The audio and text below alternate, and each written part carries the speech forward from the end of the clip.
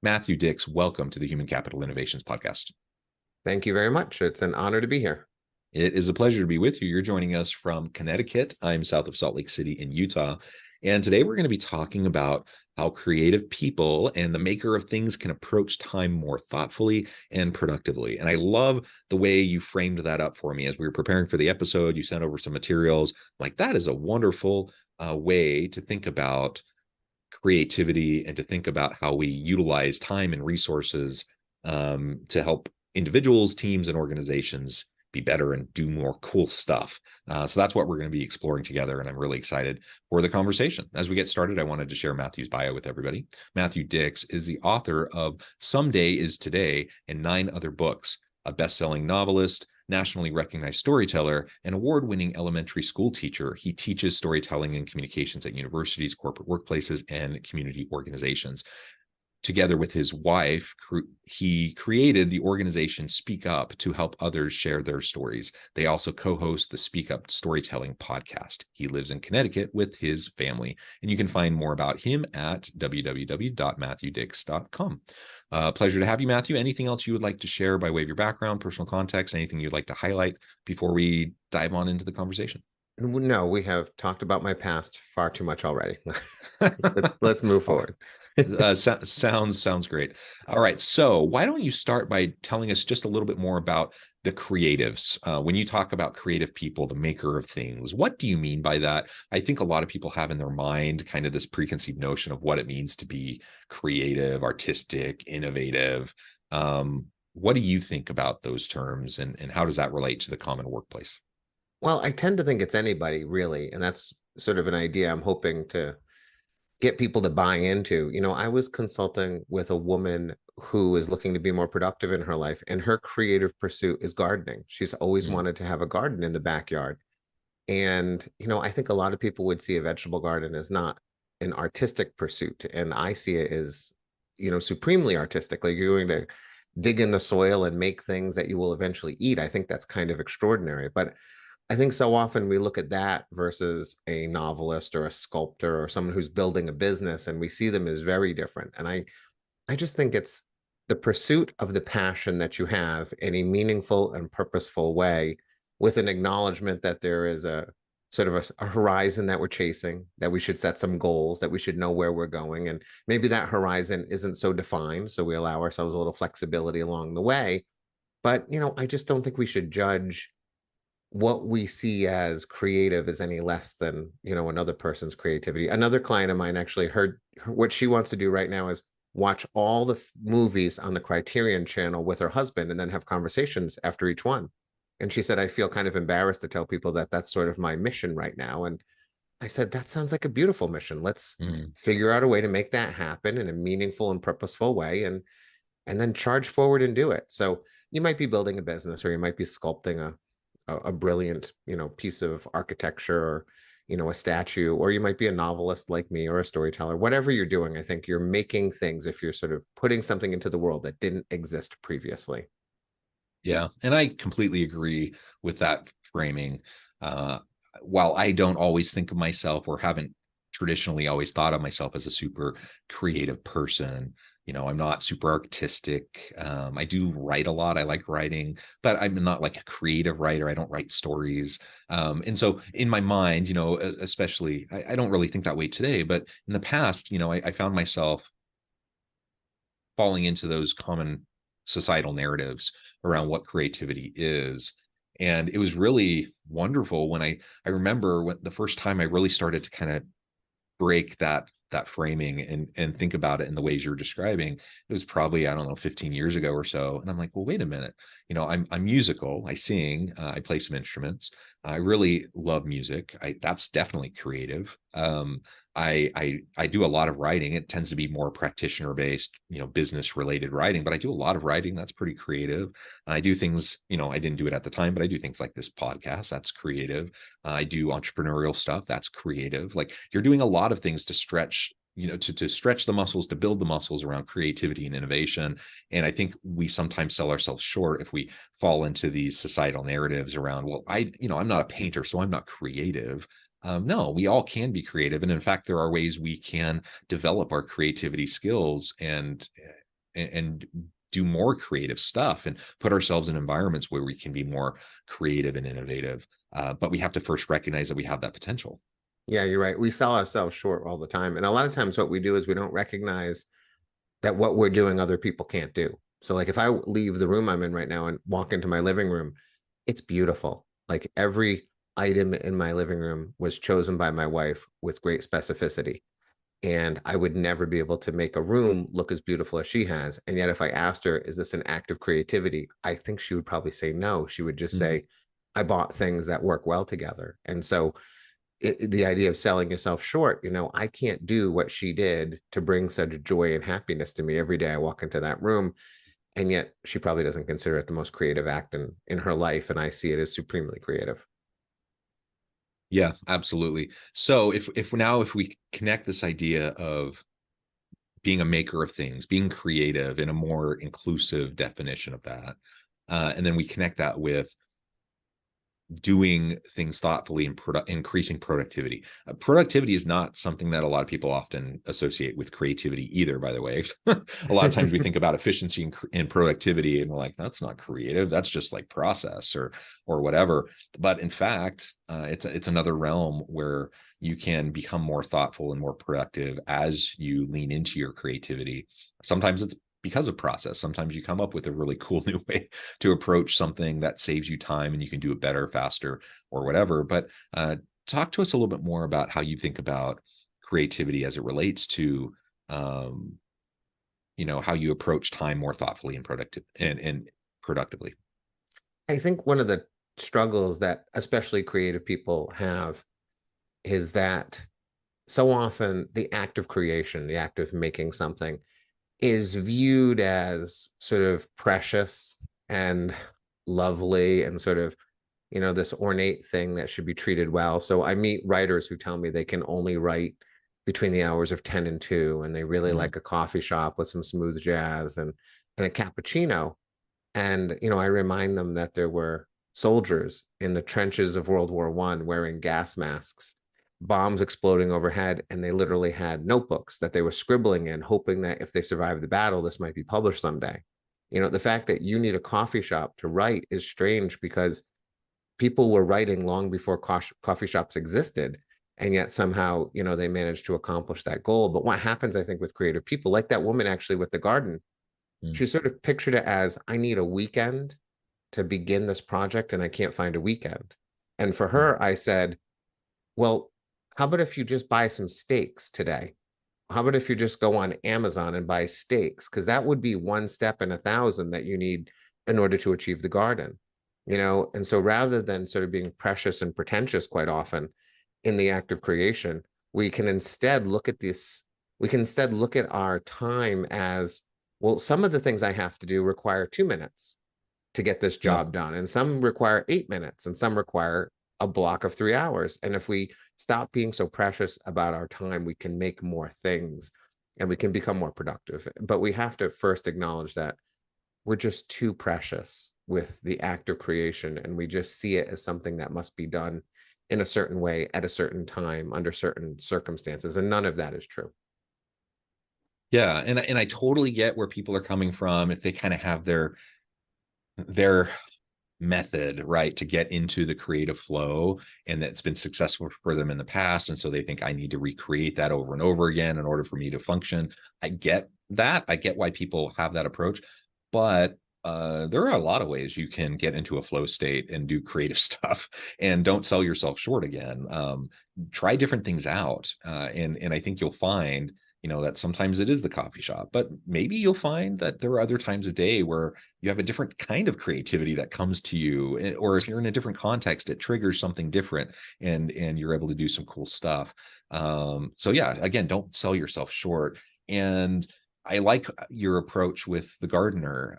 I find that sometimes, we all battle with procrastination. I think I'm a pretty efficient, a productive person. I don't feel like it's like one of my huge struggles, but I do notice, like, yeah, there are times, especially when it's a bigger thing, there are times where I'm just like, I just really feel like I need a big block of time to be able to knock this out.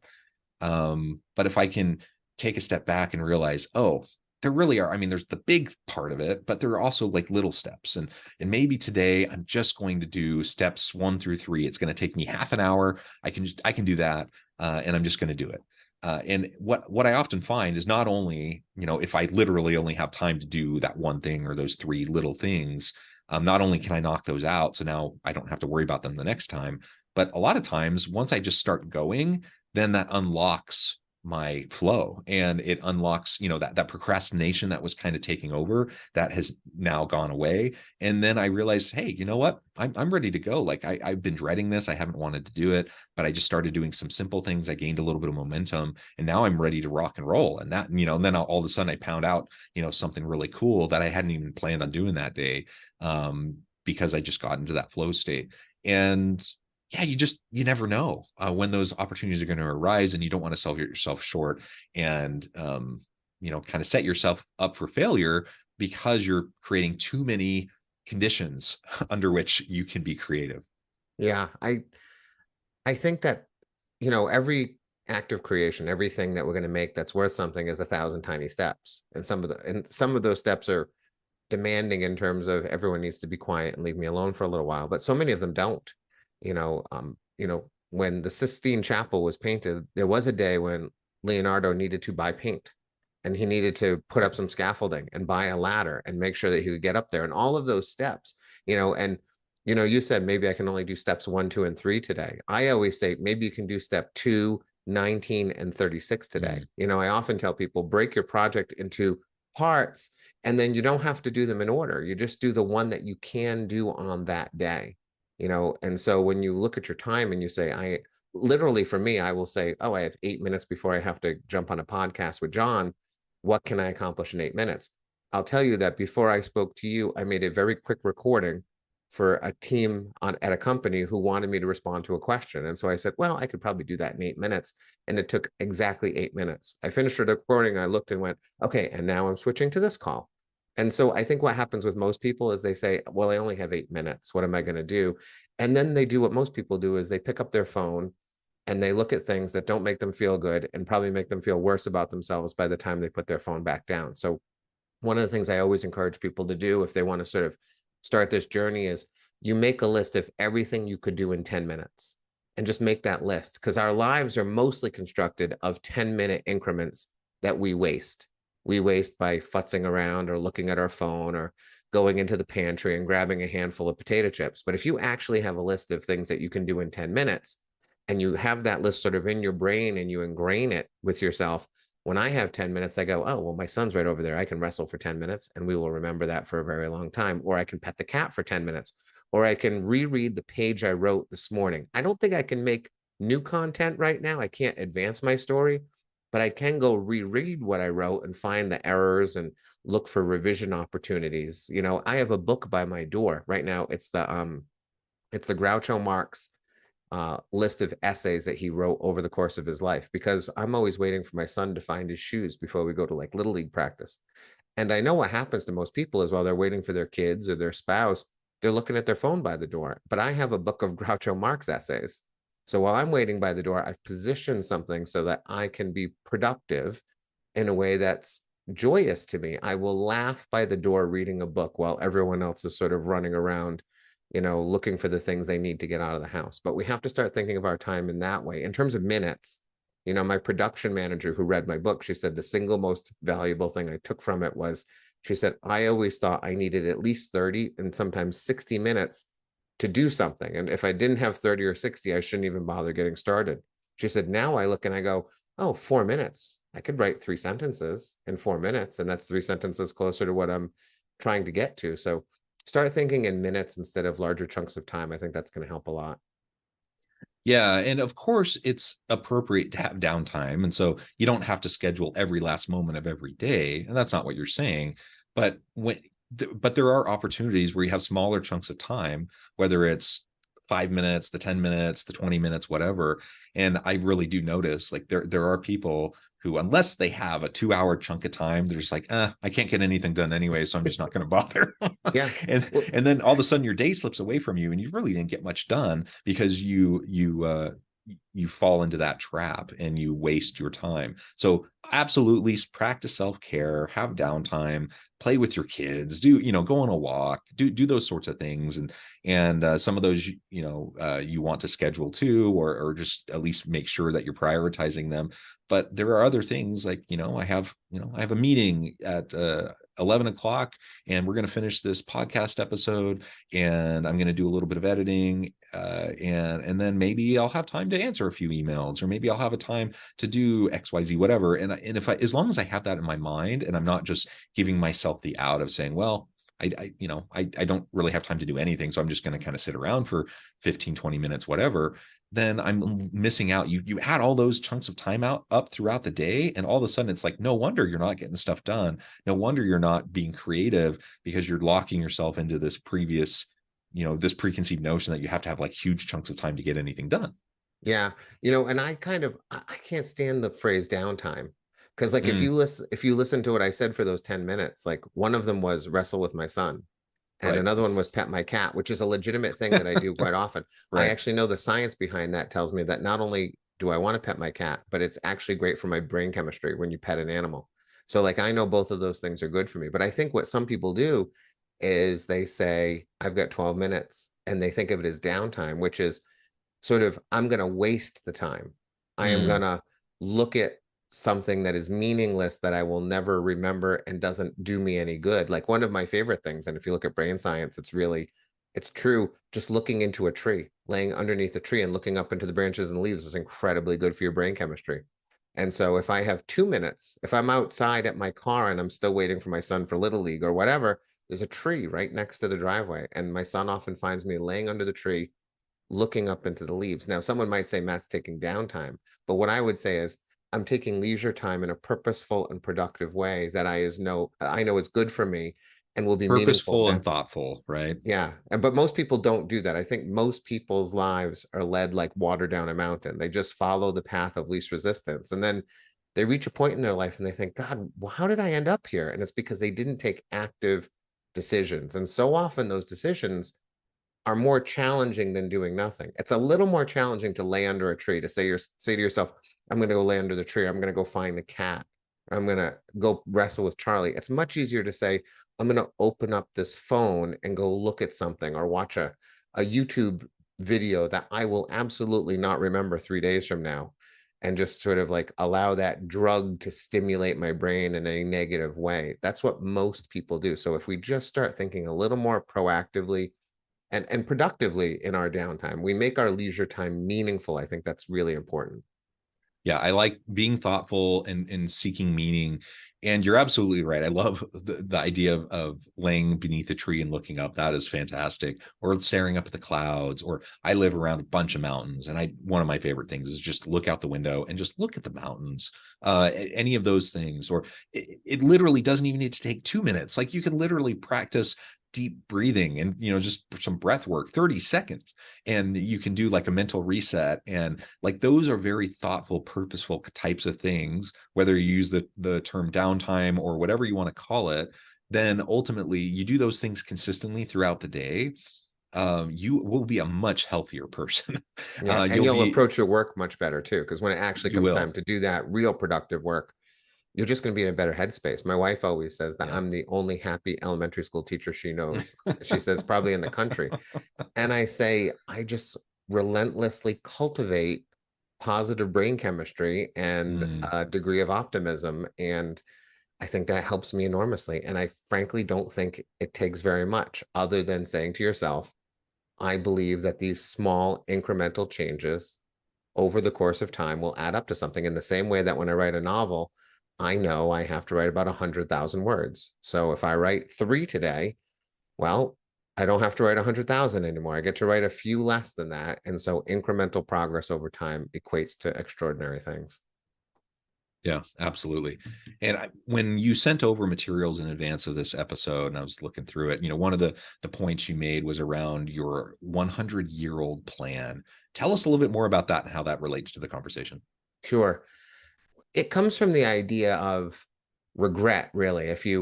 There was a moment in my life when I was the victim of an armed robbery. A gun was put to my head and the trigger was pulled. And it was a horrific and terrible night in my life. And the thing that astounded me most about that night was I truly believed that these three men were going to kill me.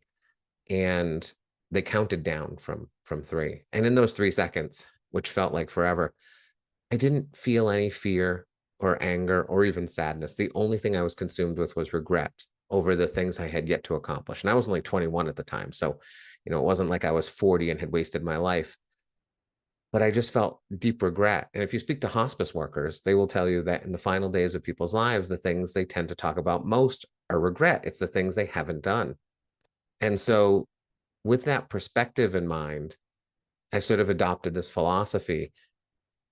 I sort of understand, or I've come to this understanding that in the moment, we are very unreliable decision makers. Like if you ask me what I want to do right now, I would go play golf with a hot dog in one hand and a cheeseburger in the other. And that would be my ideal day. And if I did that every day, I would theoretically be happy, except I know I would not. At least what would happen is the 100-year-old version of me, the one that I like to imagine on his deathbed at 100, he's looking back over his life. And that 100-year-old version of me is saying, there are days when you should absolutely play golf and eat a hot dog. And maybe even many days, particularly if you're hanging out with friends and getting exercise and you put the bag on your back and you do all the things that are going to be good for you, do it for sure. But God, your kid's growing up so fast. Make sure you wrestle with him. And cats don't live long enough. So you better pet them while they're still around, and there's a lot of books to read. So make sure you put that Groucho Marx book by the door because you're going to want to get through that one. So when it comes time for me to make a decision about how I'm going to spend my time, truly, whether it's 10 minutes or 10 hours, I ask the 100-year-old version of me, I say, what would you do? And that causes me to make much better decisions. It causes me to go, he does not want me to watch television. So I love television. I adore it. I think it's fantastic. And yet I watch very little of it because the 100-year-old version of me says, go do something. There will be a time when nobody wants to hear from you anymore and you can't get up like you used to and you can't play golf anymore. And that's when you can go watch the 12 seasons of Dexter that your friend says you have to watch, right?